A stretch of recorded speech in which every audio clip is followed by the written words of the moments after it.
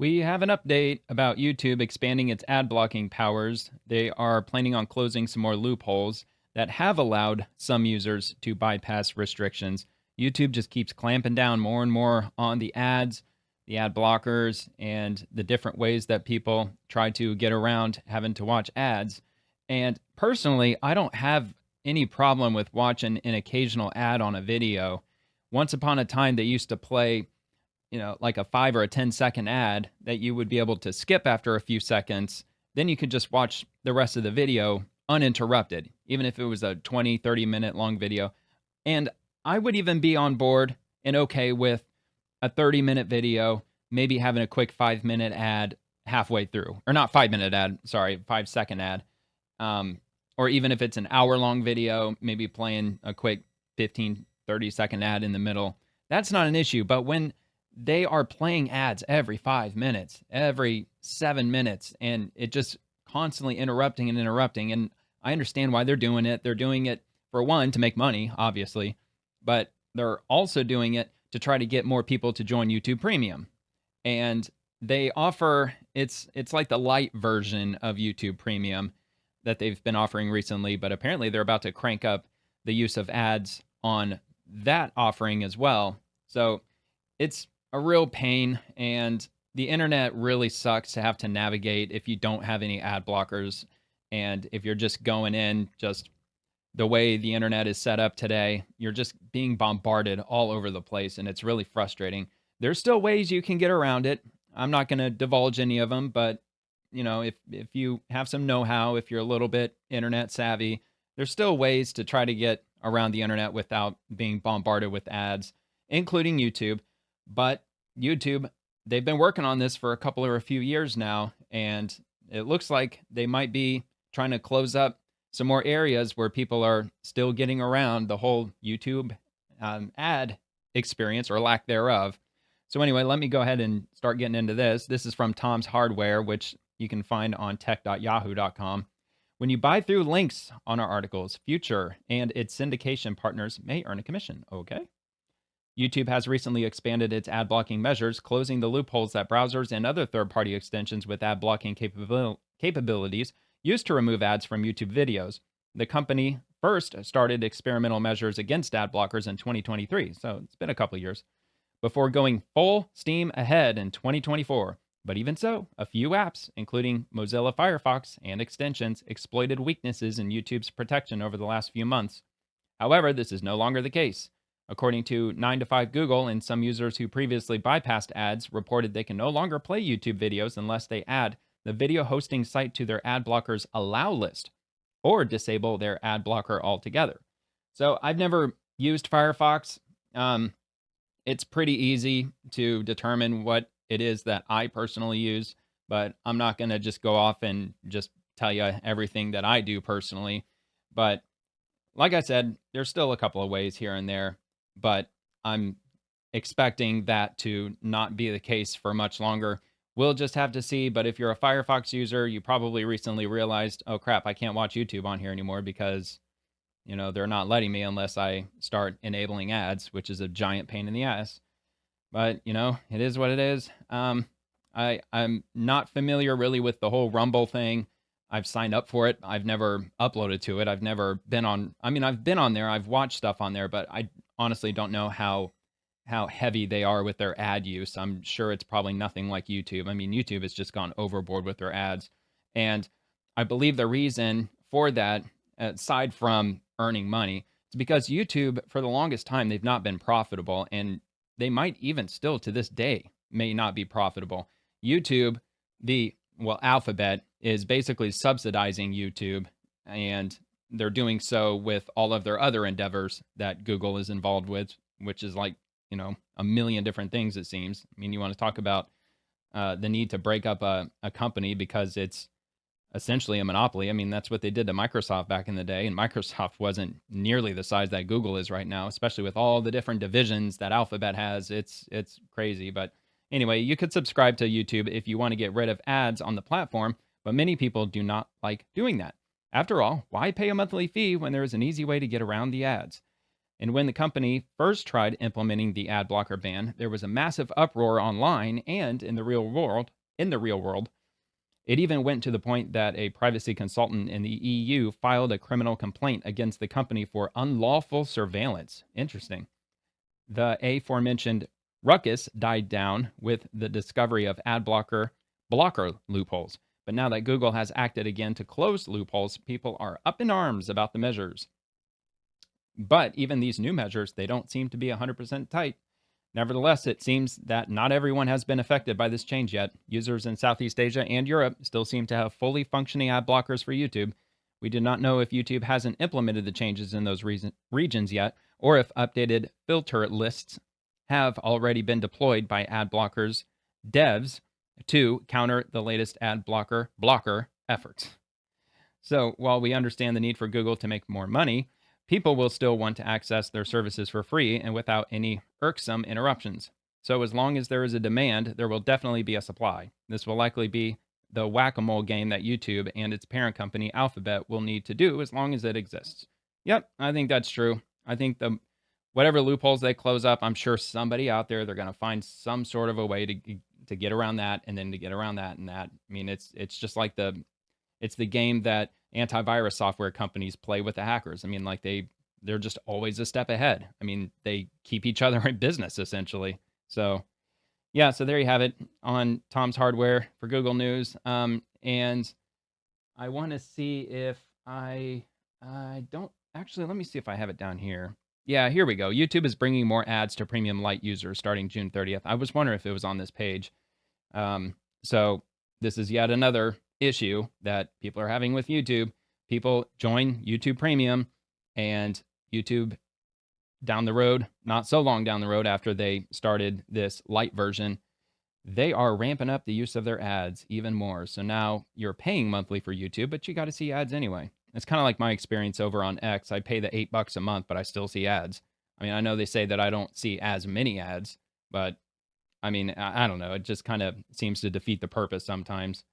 Anyway, when YouTube introduced its Premium Lite tier in March, the goal was to give people a way to see fewer ads on YouTube. It took only 3 months, but YouTube is already increasing the number of ads that Premium Lite subscribers will see, according to Dextero. News of the ad hike spread to subscribers through email, as spotted on the TWIT community forums and reported by German news site Deskmodder. We are writing to let you know that beginning June 30th of 2025, ads may appear on Shorts, in addition to music content and when you search or browse, the email reads. Most videos will continue to remain ad-free. Yeah, for now. The good news is that if you don't engage with music videos or YouTube Shorts, then you likely won't see much of a difference when using the app, aside from a few ads while browsing. Those who do use YouTube for music and Shorts will be the most affected. Even though YouTube Music subscription numbers aren't the best, YouTube itself continues to be one of the internet's most popular music streaming services, so the change will likely affect quite a few people.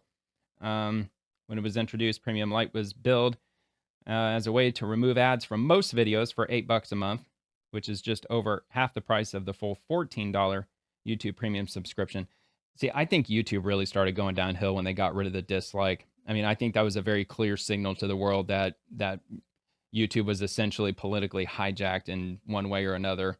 I mean, that's the main reason, in my opinion, why they got rid of the dislikes, because all these mainstream news companies that are depending on YouTube to throw all of their videos up at the top of the algorithm, at the top of their page, and they were getting disliked a lot because they were peddling a lot of fake news, as they still do. And they didn't really like that, so they were probably begging YouTube to do something about it. YouTube's like, well, let's just get rid of the dislikes. I mean, I don't know. That's just my opinion. But I really think in a big way, the quality of YouTube really started going downhill fast. Starting with that, I think that was, I don't know about the catalyst, but it was certainly a factor, in my opinion. But anyway, so there you have it with that. And I got another one over here in the YouTube news area. This is on the Economic Times, which you can get it at economictimes.indiatimes.com. YouTube's victory in the TV wars depends on the parents. So there's a stat that might come as a shock to casual observers of the media ecosystem. The media company that commands the largest percentage of our eyeballs is not the mighty Netflix or Walt Disney or Amazon. It is YouTube. The platform represents 12.4% of audience's time spent watching television in general, according to Nielsen Holdings, limited media distributor gauge report for April. That beats Disney's 10.7%, which includes not only the platforms and channels that bear its name, but ESPN and Hulu.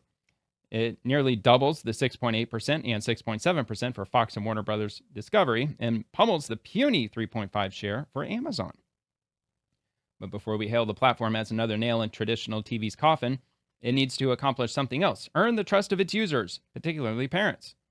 There are real problems with the way YouTube works and its suggestions that makes to viewers, especially young ones.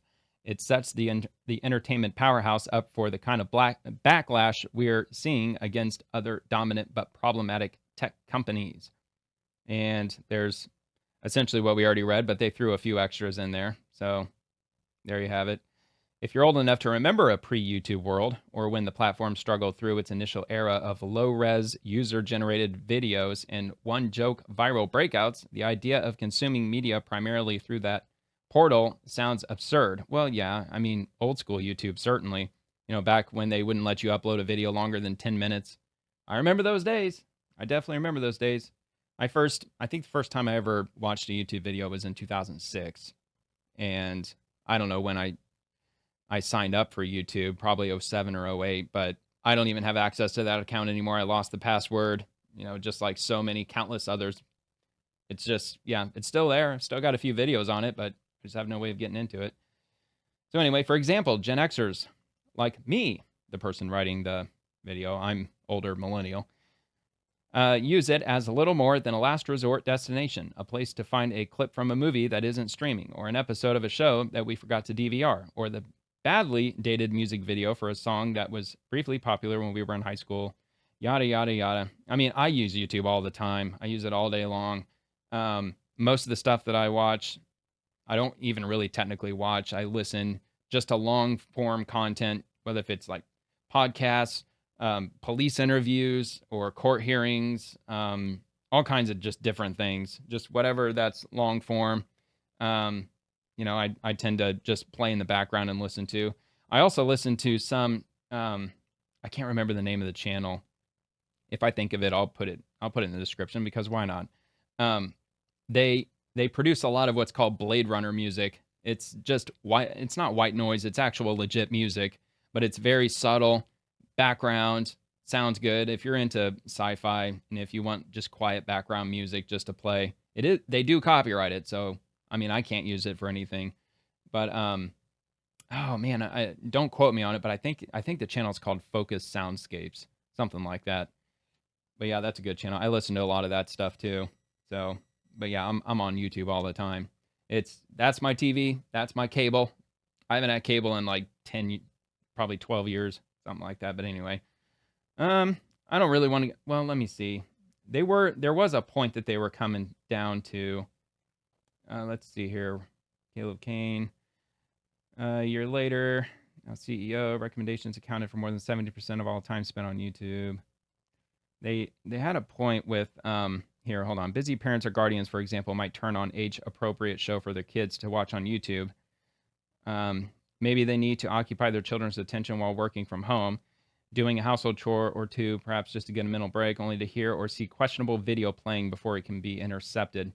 Yeah, they're talking about this sketchy stuff, like AI-generated videos that are starting to find their way on. Something that happened not so long ago called Elsagate, I think that's what it was, where there were just these YouTubers that were putting together very sketchy videos, very nightmare-looking videos, but the YouTube algorithm saw it as an animation. There weren't cuss words in it, so the algorithm funneled it into the kid-friendly section when those videos were anything but. But YouTube apparently got rid of them all. They scrubbed them all off the platform, but they're back again. And this time, they're powered with AI, so it's even worse. It's way worse. So let me see. Overtaking MySpace. Let's see. In the realm of possibility, YouTube should make its algorithm safer for its younger demographic to avoid finding out. Blah blah blah. And it was just had I known that this was going to be very opinionated, I don't think I would have really combed through it. But anyway, yeah, that's just another one of these I guess I could at least read the synopsis. YouTube dominates television viewership, which we already read. However, its algorithm raises concerns, particularly regarding content recommendations for younger users. Its unmoderated environment and potential for radicalization necessitates increased safety measures to maintain user trust and prevent a shift toward more ethical alternatives. Yeah, very true. And not just the whole Elsagate, but YouTube tends to lean people politically to the left, of course. I mean, they've been doing that since day one because big tech, most people who work in big tech, the overwhelming majority of people who work in big tech who do vote, they tend to vote Democrat. So that's problematic because it's not just YouTube, it's not just Google, it's all of this AI stuff that's been coming out, and it's kind of problematic when you're shoving everybody over to one side, especially when one side tends to be filled with fake news all the time, which I find to be kind of hilarious. But anyway, here is another one from Wired. Dozens of YouTube channels are showing AI-generated cartoon gore and fetish content. Pretty much in the same vein as the last article. Probably should have led with this one in the middle as opposed to the last one. But a Wired investigation found that dozens of YouTube channels are using generative AI to depict cartoon cats and minions being beaten, starved, and sexualized, sparking fears of a new Elsagate wave. There is no fears. It's absolutely back. And I haven't actually gone digging into that rabbit hole, but from what I've heard, this is Elsagate on steroids. It's already been around for a while. It's been around for months. Not it, but these series of videos. Lots of YouTubers, lots of videos. And YouTube, apparently, they're being vigilant with this new round of nonsense that's flooding the YouTube kid-friendly sector. But it's like whack-a-mole, but it's even worse now because now they've got AI creating all this shit. And there's just so much of it that they can do. They can just keep hitting regenerate, and AI just keeps cranking out just different videos. And as soon as they do, they just upload. And YouTube takes down the video. Then they take down the channel. They just pop up with a new channel, start funneling everything into there. And they're doing it for views. It's just simple views. And if the YouTube algorithm automatically puts it into the kid-friendly area, it's most likely going to monetize it too once it receives a certain number of views. So it's just in their financial advantage to do so, these scumbags that are doing this. I mean, they're probably really screwing kids up in some pretty sick different ways, just inducing literal nightmares and, freaking out just children for no good reason other than to just try to make money on YouTube. So anyway, somewhere in an animated New York, a minion slips and tumbles down a sewer. As a wave of radioactive green slime envelops him, his body begins to transform. Limbs mutating, rows of bloody fangs emerging, his globular worm-like form slithering menacingly across the screen.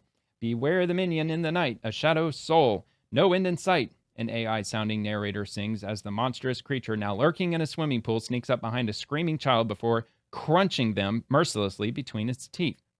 Yeah, that's one example, and I'm sure they get way worse than that. Let's see. Upon clicking through to the video's owner, though, it's a different story. Welcome to GoCat, a fun and exciting YouTube channel for kids. The channel's description announces to 24,500 subscribers and more than 7 million viewers. Every episode is filled with imagination, colorful animation, and a surprising story of transformation waiting to unfold, whether it's a funny accident or a spooky glitch. Each video brings a fresh new story or transformation for kids to enjoy. That's the crap that they're pulling. GoCat's purportedly child-friendly content is visceral, surreal, almost verging on body horror. Its themes feel eerily reminiscent of what in 2017 became known as Elsagate, where hundreds of thousands of videos emerged on YouTube depicting children's characters like Elsa from Frozen, Spider-Man, Peppa Pig. There was also the Joker, I think possibly Batman maybe, and definitely the Joker was one of the more popular ones. Involved in perilous sexual and abusive situations. By manipulating the platform's algorithms, these videos were able to appear on YouTube's dedicated Kids app, preying on children's curiosities to farm thousands of clicks for cash. Well, plus, also, parents, this is why you got to watch what your kids are doing, especially if your kid's like 2 or 3 years old and you drop a tablet into their lap with the YouTube app and you just let them go wild. I mean, they're not even going wild. It's just auto recommending the next video. It just automatically plays the next one and the next one. And back in 2017, a lot of those videos were just automatically just appearing right there, right after the last video. You watch Peppa Pig, you watch another quick a 5-minute episode of Peppa Pig, and then boom, here comes one of those Elsagate videos of Peppa Pig getting not necessarily like slaughtered mercilessly. It wasn't blood, guts, and gore. It's kind of hard to explain, but it's very, very creepy. Like there was one video where I think it was the Joker and another character, let's say it was Peppa Pig. They were running down a football field while this massive blob of hot dogs was running after them. Both those characters looked terrified, looking behind them as this just massive blob of hot dogs. Hundreds of hot dogs were just flying past them, like smacking into them. It sounds kind of, obviously sounds like comedic at first, but when you watch it, it's really freaking freaky. It's pretty crazy, and it's definitely not something that a 2-year-old should be watching because it would probably give me nightmares if I saw that way back when I was little. But anyway, I'll continue. In its attempts to eradicate the problem, YouTube removed ads on over 2 million videos, deleted more than 150,000 of them, and terminated 270 accounts.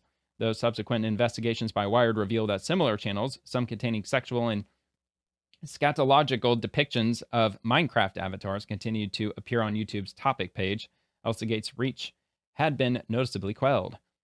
Then came AI. The ability to enter generative AI prompts paired with an influx of tutorials on how to monetize children's content means that creating these bizarre and macabre videos has become not just easy but lucrative. GoCat is just one of many that appeared when Wired searched for terms such as innocuous as minions, Thomas the Tank Engine, and cute cats.